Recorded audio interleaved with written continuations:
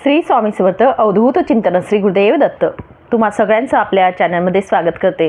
तर बघा, आजपासून पौर्णिमा सुरुवात होणार आहे आणि उद्याच्या दिवसाला आपल्याला पौर्णिमा जी आहे त्याचा उपवास देखील आणि सत्यनारायण पूजा देखील करायची आहे।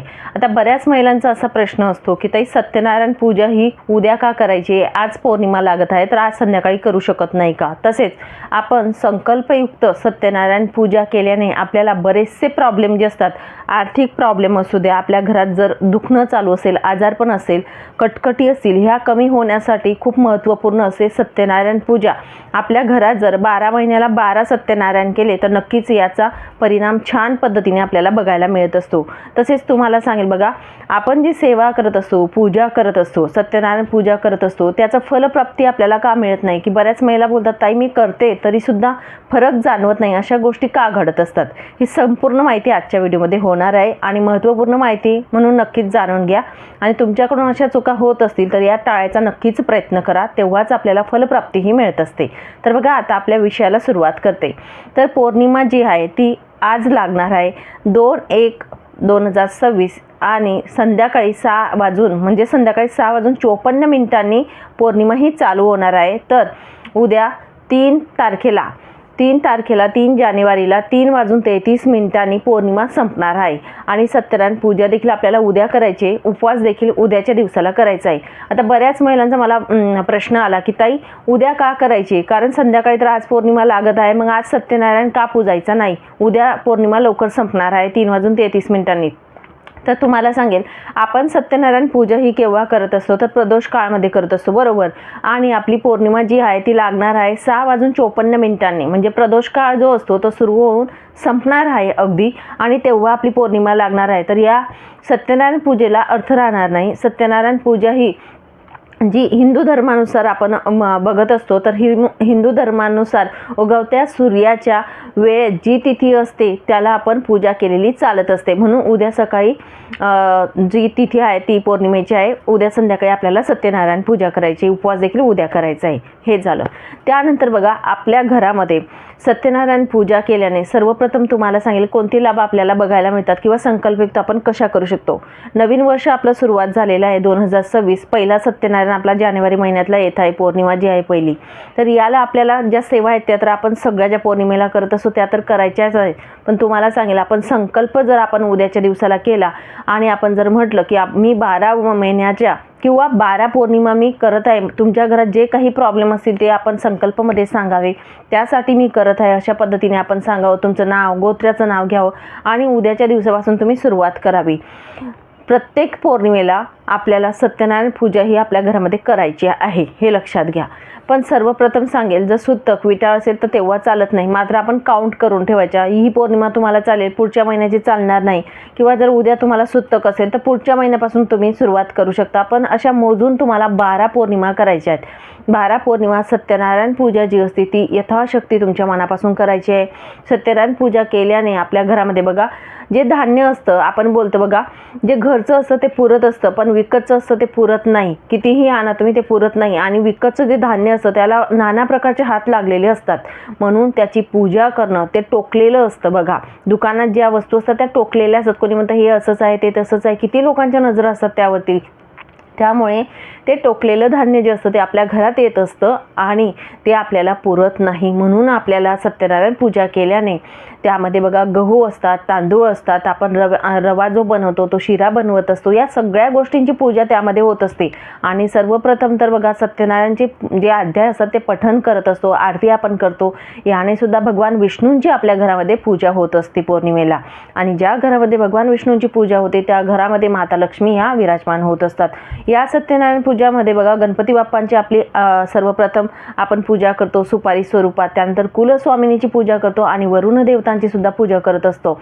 या पद्धतीने यथाशक्ती आपण मनापासून अगदी छोटीशी अर्ध्या तासात होणारी अशी सत्यनारायणची पूजा आपण करत असतो। पण नक्कीच म्हणून तुम्ही अशा पद्धतीने 12 पौर्णिमा करा।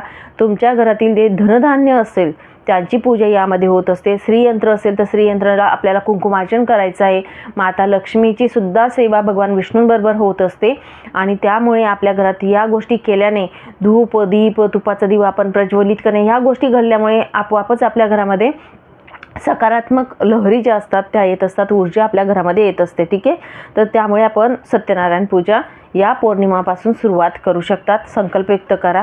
आता आपण संकल्पयुक्त सेवा जेव्हा करतो, आता तुम्ही जर करत असणार तर तुम्हाला आवर्जून सांगेल, जेव्हा पण आपण संकल्पयुक्त सेवा करतो त्याचं फळ आपल्याला मिळत नाही, अशा बऱ्याच लोकांचं म्हणणं असतं किंवा महिलासुद्धा म्हणत असतात. तर बघा, आपण त्यासाठी सर्वप्रथम तुम्हाला सांगेल, अमावस्या पौर्णिमा ज्या येतात तेव्हा कटकटी बऱ्याच लोकांच्या घरात होत असतात. तर सर्वप्रथम सांगेल, कुणाच्याही घरचं परान्न जे बोलतो आपण ते अमावस्या आणि पौर्णिमा घ्यायचंच नाही.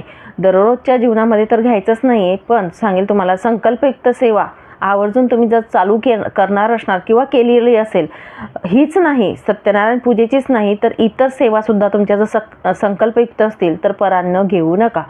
हे लक्षात घ्या. तुम्ही केलेली सेवा जी असते ती दुसऱ्याच्या खात्यावर जाईल आणि तुम्हाला त्याचा लाभ बघायला मिळणार नाही, व्यर्थ जात असते. म्हणून कधीही कुणाच्या घरचं खायचं नाही, टाळण्याचा प्रयत्न करा. त्यांच्या अन्नातले दोष तुमच्या घरामध्ये येत असतात. जो कोणी ग्रहण करत असतो त्याचा स्वभाव चिडका बनत असतो, त्यांच्यामध्ये ते गुण येत असतात. म्हणून या गोष्टी आपण टाळायचा प्रयत्न करायचा आहे, हे लक्षात घ्या. दुसरी गोष्ट म्हणजे बघा, आपण काही गोष्टी असतात आपल्या घरात घडणाऱ्या, त्या गोष्टी बाहेर सांगू नका. कुठल्याही गोष्टी असू द्या, काही गोष्टी ज्या असतात त्या सिक्रेट ठेवायचा प्रयत्न करा. आपण ज्या पद्धतीने बोलत असतो, कुठलीही गोष्ट असू द्या, कुठल्याही बाबी असू द्या, भांडण असो किंवा मुलाचं असो किंवा नवऱ्याचं असो, या म्हणजे महिलांना सवय असते बोलायची, माझा नवरा असा, माझा मुलगा असा. या गोष्टी जेव्हा आपण बोलतो तर बघा, वास्तू तथास्तू म्हणत असते आणि आपण या बोलण्याने ब्रह्मांडामधून त्या शक्ती आपल्याकडे आकर्षित होत असतात.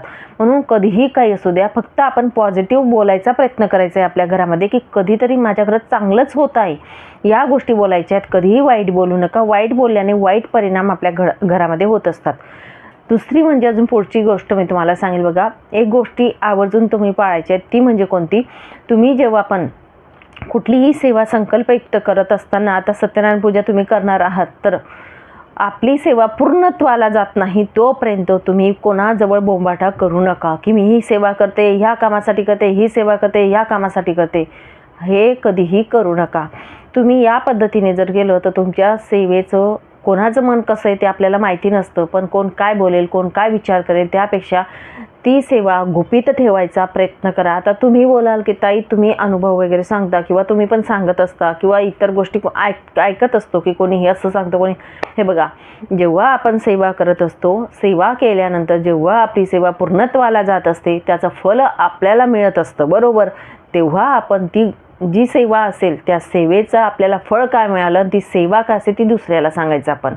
तोपर्यंत आपण कुणाला सांगू नका. ती सेवा आपली गुपित जेवढी ठेवता येईल तेवढंच ठेवण्याचा प्रयत्न करा अगदी. आणि आपल्यातच, आपल्या घरात किंवा आपल्या स्वतःलाच माहिती असेल त्या कारणाने तुम्ही ती सेवा करायचा प्रयत्न करा. आता घरातल्या लोकांना आपल्याला सांगावं लागेल, कारण मांसाहार झालं किंवा या गोष्टी असतात, हे नियम असतात, तर घरातल्या लोकांना सांगू शकतो. पण बाहेर कुणाला, नातेवाईक असो, शेजारी असो, भावकी असो, यांना कुणाही बोंबाटा करून सांगू नका, असं मी स्पष्ट सांगेल. कारण त्याचं फलप्राप्ती तुम्हाला मिळत नाही. त्यामध्ये काय असतं, मी करतो, सगळ्यात सर्वप्रथम अहमपणा येतो, मीपणा येत असतो आणि दुसऱ्याचे दोष लागतात ते वेगळं असतं. त्यामुळे कधीही सेवा करताना, भलेही तुम्ही कुठलीही सेवा करा, कुठलेही पारायण करा, कुठल्याही सेवा करा, कोणत्याही कामासाठी करा, पण संकल्पयुक्त सेवा करत असताना या गोष्टी टाळायचा प्रयत्न करा. ठीक आहे, ह्या खूप महत्त्वाच्या बाबी असतात, या आपल्याला करायच्या आहेत. आणि आपल्या घरातील धनधान्य त्याची पूजा करणं, सत्यनारायण भगवान जे असतात ते आपल्याला खूप काही देऊन जातात, म्हणून दर पौर्णिमेला आपल्याला या पूजा करायच्या आहेत. मासिक धर्म आला, तुम्हाला चालत नाही, तुमची मुलगी असेल, मुलगा असेल, तुमचे मिस्टर असतील, जर करणारे तुमच्या घरात असतील, सासू असेल, त्यांच्याकडून तुम्ही सत्यनारायण पूजा करून घेतली तरीसुद्धा चालेल, हे लक्षात घ्या. जर तुम्हाला चालत नसेल, पण मात्र सुत्तक आलं तर आपल्याला चालत नाही, पूजेला सेवा करायला कुणालाही चालत नाही, त्यामुळे ते स्किप करा आणि पुढे आपण कंटिन्यू करायचे आहे. या पद्धतीने तुम्हाला सेवा करायची आहे. सत्यनारायण भगवानची सेवा करत असताना तुम्हाला जी आपण गणपती बाप्पांची, कुलदेवीची पूजा करायची, त्यांना वरुण देवतेची पूजा करून त्यांना साखरेचा नैवेद्य दाखवायचा आहे. सत्यनारायण भगवानचा फोटो मांडून त्यांना आपल्याला रव्याचा थोडासा नैवेद्य बनवून तो दाखवायचा आहे. तो नैवेद्य फक्त आपल्या घरातल्याच व्यक्तींनी घ्यायचं आहे. तुमची दिराणी शेजारी राहत असतील तरीही त्यांना द्यायचा नाही. फक्त आपल्या घरातील आपले मुलं, आपल्यात जर सासू सासरे राहत असतील तर त्यांना द्यायचा आणि आपण ग्रहण करायचं आहे, हे लक्षात घ्या. सत्यनारायण पूजा करत असताना त्या दिवशी आपल्याला ब्रह्मचर्य पाळायचे, त्या दिवशी मांसाहार करायचा नाही आपल्या घरात. हे थोडे जे नियम असतात हे पाळायचे आहेत. संकल्पयुक्त सेवा जेव्हा तुम्ही करत असणार, ज्याने संकल्प केला आहे त्या व्यक्तीने मांसाहार करू नये. या गोष्टी आपल्याला पाळून या संकल्पयुक्त सेवा पूर्णत्वाला न्यायची आहे. तेव्हाच आपल्याला आपले फळ जे असतं ते मिळत असतं. आणि सगळ्यात सर्वप्रथम महत्त्वाचं म्हणजे जेव्हा आपण आपण सेवा करत असतो, स्वामी समर्थ महाराजांच्या मार्गात आहोत, तर नित्यसेवा जी आहे महाराजांची ती आपल्या पुरेपूर आपण करायचा प्रयत्न करायचा आहे. 3 अध्याय आणि महाराजांचं नामस्मरण जप आपल्याला करायचं आहे. या गोष्टी करून आपल्याला संकल्पयुक्त सेवा करायच्या असतात. ठीक आहे. चला, मग सांगितलेली माहिती खूप महत्त्वपूर्ण होती. तुमचे जे गैरसमज असतील ते नक्कीच तुम्हाला इथे समजले असतील की सत्यनारायण पूजा कधी करावी, उपवास कधी करावा त्याविषयी. या पद्धतीने आपण उपवास आणि पूजा उद्याच्या दिवशी करायची आहे. सांगितलेली माहिती जी आहे ती महाराजांच्या चरणी अर्पण करते आणि इथेच विराम घेते. नंतर अजून भेटेल अशाच व्हिडिओसोबत. श्री स्वामी समर्थ. अवधूत चिंतन. श्री गुरुदेव दत्त.